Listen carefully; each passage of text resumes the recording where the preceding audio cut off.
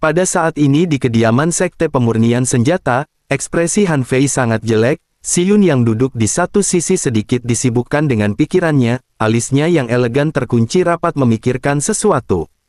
Dia mengepalkan tinjunya dengan erat, menggertakkan giginya saat dia berkata, "Nona, jangan khawatir, saya pasti akan menangkap Guru Wo Yun dan memberikan kekuatan spiritualnya kepada Nona. Saya tidak akan bahagia sampai saya membunuh babi kecil itu." Mata Si Yun menjadi gelap, dia perlahan meletakkan cangkir tehnya dan berkata, "Han Fei, jangan bertindak sembarang. Jika 3 otoritas besar mengetahuinya maka itu akan menyeret seluruh Sekte Pemurnian Senjata ke dalam ini. Nona, lalu apa yang harus kita lakukan? Jangan bilang bahwa kita akan melepaskannya begitu saja." Si Yun menggelengkan kepalanya, dan garis keganasan melintas di matanya sebelum dia tersenyum lembut. Bukannya tidak ada cara lain untuk membunuhnya.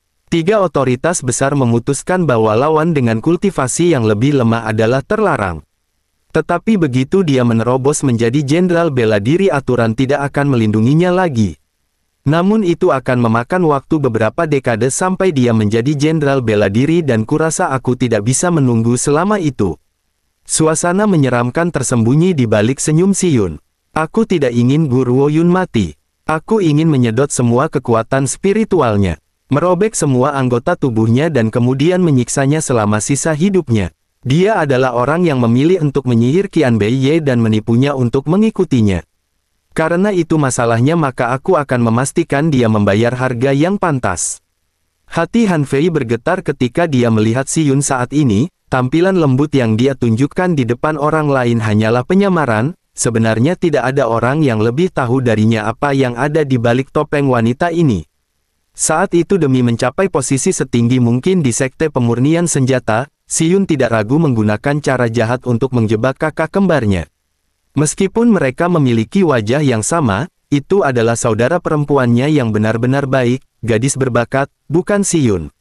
Padahal memang benar bahwa semua ini telah dicapai dengan bantuannya sendiri, namun faktanya tetap ada. Dia bahkan bisa membunuh saudara kembarnya sendiri, apalagi yang tidak akan dia lakukan. Han Fei mengerutkan kening. "Nona, lalu apakah Anda punya ide yang lebih baik? Bagaimana kita bisa menghindari mata 3 otoritas besar dan membawa Guru Wo Yun pergi tanpa ada yang tahu?" Si Yun mencibir, "Mengapa kita harus menghindari mata mereka? Leng Yanfeng milik Sekte Pemurnian Senjataku. Jika dia menikahi Guru Wo Yun maka Guru Wo Yun akan menjadi anggota Sekte Pemurnian Senjata.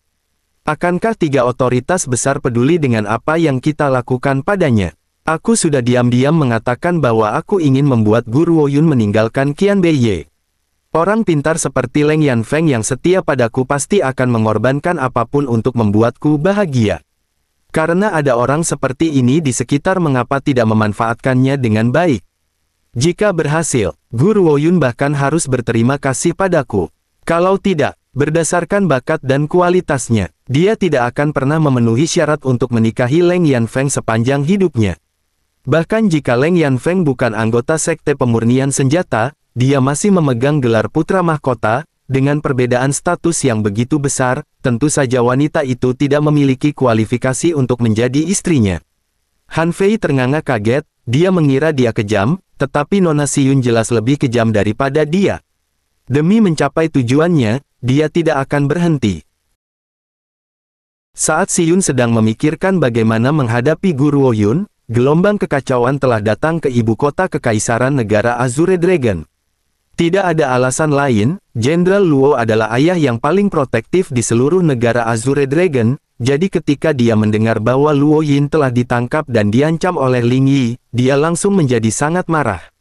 Dia kemudian memimpin prosesi besar untuk menangkap Ling Xi yang cacat, dan dia bahkan menghancurkan aula berkabung Ling Yi di tengah jalan.